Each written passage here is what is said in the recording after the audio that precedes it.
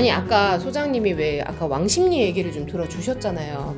솔직히 말씀드리면 제 지인 중에 박땡땡님이 계시거든요. 그분이 바로 숭신초등학교를 나오셨습니다. 물론 저 때도 숭신초등학교가 다른 데보다 조금 명문은 맞았지만 그렇게 좋은 학교가 아니었거든요.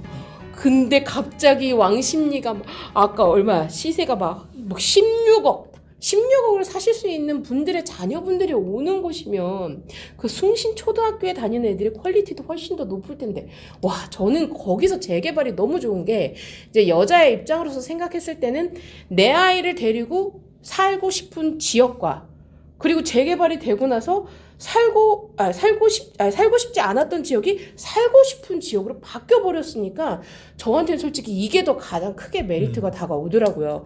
근데 제가 이제 많은 분들이 그런 얘기를 해요. 그러니까 재개발이 좋고 한데 이게 이제 시간이 오래 걸려서 안 좋다 막 이런 말씀을 하시는 분들이 있거든요.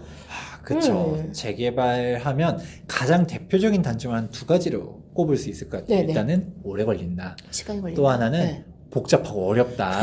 네. 뭐 좀 이상한 거 잘못 사서 뭐 물딱지고 뭐 이런 얘기들이 나오잖아요. 물딱지. 하나씩 얘기해 볼게요. 일단은 오래 걸린다라는 오해는 어떻게 풀면 되냐면 사실 진짜 오래 걸리긴 해요.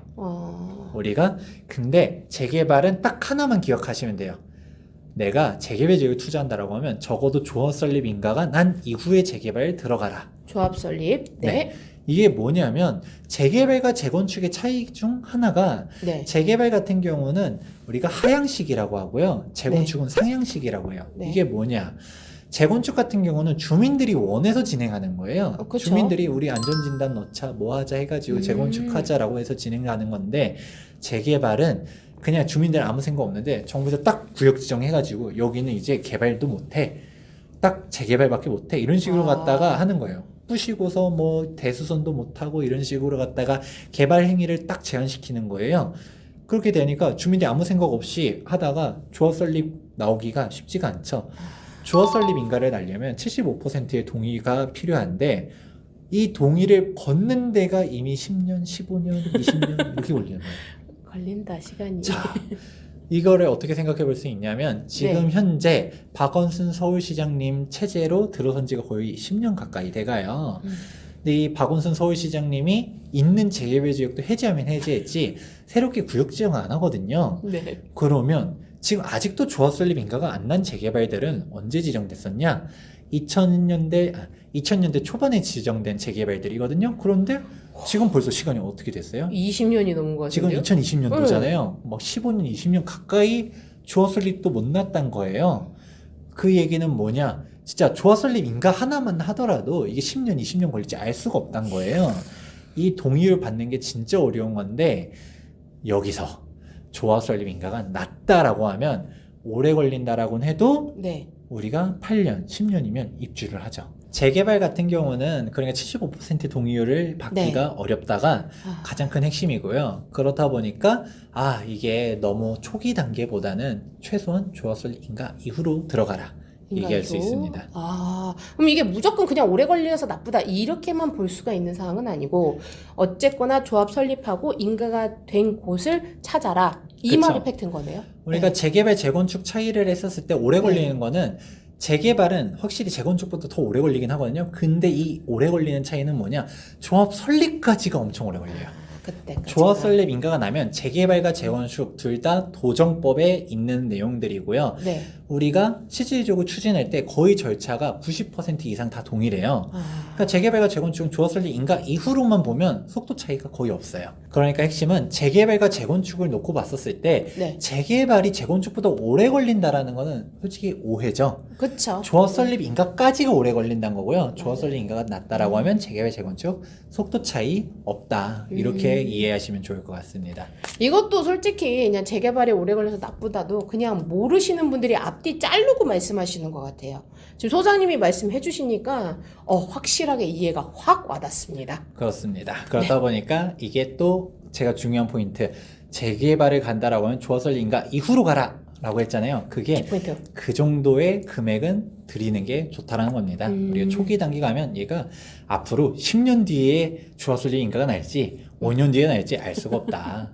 이 정도는 들어가라 이런 식으로 얘기할 수 있고요. 그럼 두 번째 포인트는 뭐냐? 네.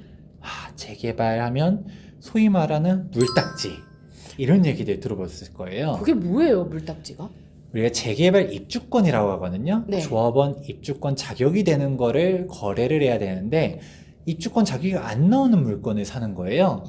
그러면 이거 청산당하는 거죠. 그럼 조합원 우리가 재개발 지역 그 오래되고 낡은 그런 건물들을 갖다가 이뻐서 사요? 아니요. 걔가 신축 아파트가 될 거를 기대고 사죠. 그렇죠. 근데 그거죠. 신축 아파트를 안 준다. 그럼 어떻게 될까요? 울어야죠. 그거 어떻게 진짜. 그냥 울면 끝인가요? 그거 진짜 땅을 치고 후회하죠, 진짜. 그러니까 이게 입주권 자격이 나와야 되는데 이게 워낙 복잡해요. 재건축은 되게 간단해요. 입주권 자격이 그냥 등기부 등본 열람해가지고 아파트 동호수 멀쩡하게 있으면 네. 그냥 나와요.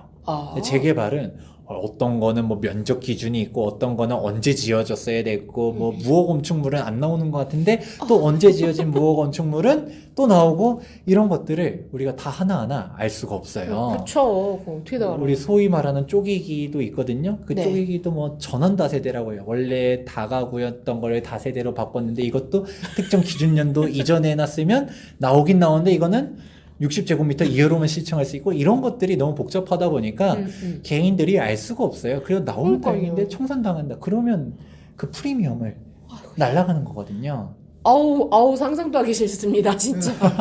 그러다 보니까 이 재개발은 복잡하다 이런 식으로 생각하시는 분들이 많은데 솔직히 이건 복잡한 게 맞아요. 이건 부정할 수가 없는데 네. 이거는 진짜 재개발 전문적으로 하시는 그런 곳들을 통해 가지고 거래하는 거가 꼭 필요하다.